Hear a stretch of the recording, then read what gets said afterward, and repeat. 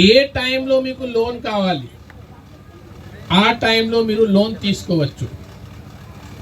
మీకు జూన్లో కావాలంటే జూన్లో తీసుకోవచ్చు, ఆగస్టులో కావాలంటే ఆగస్టులో తీసుకోవచ్చు. మూడోది, ఈ ప్రాసెస్ అంటే గ్రామం మానేసి 3-4 రోజు మీ పని మానేసి బ్యాంక్ చుట్టూ తిరగడం కూడా అక్కడ లేదండి.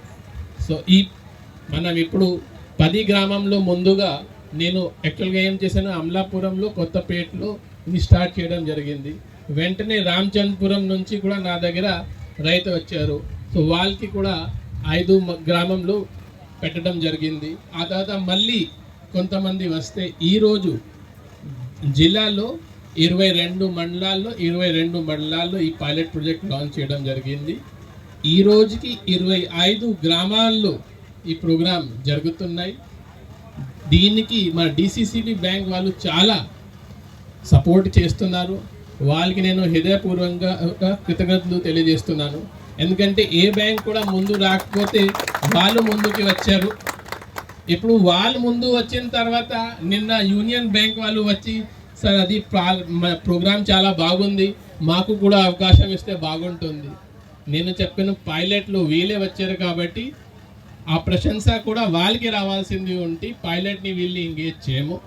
6 months తర్వాత 6 నెలల ఈ ప్రోగ్రాం చేసిన తర్వాత దీనికి రిజల్ట్స్ మా గౌరవనీయులు ఎమ్మెల్యే గారి ద్వారా సీఎం గారికి చెప్పడం జరుగుతుంది. సో మొత్తం జిల్లాలో అన్ని గ్రామాల్లో కూడా ఈ ప్రోగ్రామ్ని ఇంప్లిమెంట్ చేయాలి. తర్వాత మంచిగా ఉంటే రాష్ట్రంలో కూడా ఈ ప్రోగ్రామ్ని అన్ని జిల్లాల్లో కూడా ఇంప్లిమెంట్ చేయాలి. సీఎం గారికి రిక్వెస్ట్ చేయడం జరుగుతుంది. సో నాకు తెలిసి ఈ ప్రోగ్రాం చాలా బాగుంది.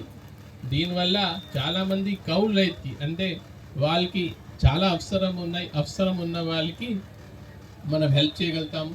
కౌలు కార్డు ఇస్తే ఆ రైతుకి ఎవరైతే పంట పండించే రైతులుడో ఆ రైతుకి డబ్బు వచ్చే అవకాశం ఉంది.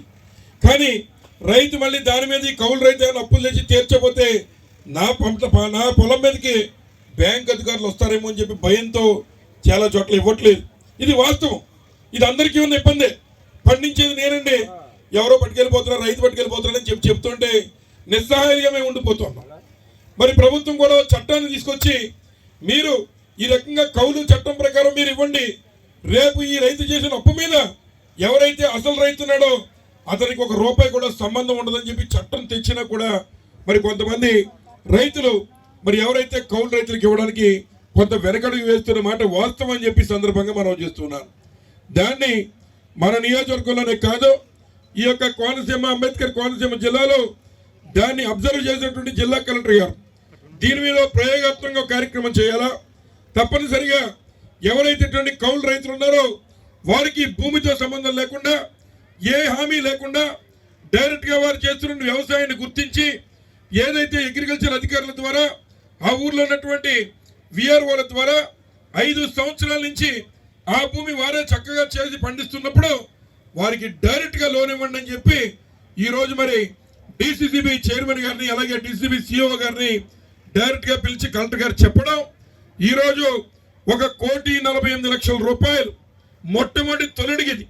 ఎవరు ఏదైతే ₹1,40,58,100 ఇవాళ 378 మంది రైతులకి ఈ యొక్క అంబేద్కర్ గారి యొక్క కోనసీమ జిల్లాలో కౌలు రైతులకి సహాయం చేసేటువంటి కార్యక్రమానికి మొదటడుగు వేసినటువంటి అధికారి ఈరోజు ప్రజల పక్షాన్ని ఇట్లా అది ఆలోచించే అధికారి మన హిమాంశు శుక్లా గారి విషయాన్ని సందర్భంగా మనం చేస్తున్నాం.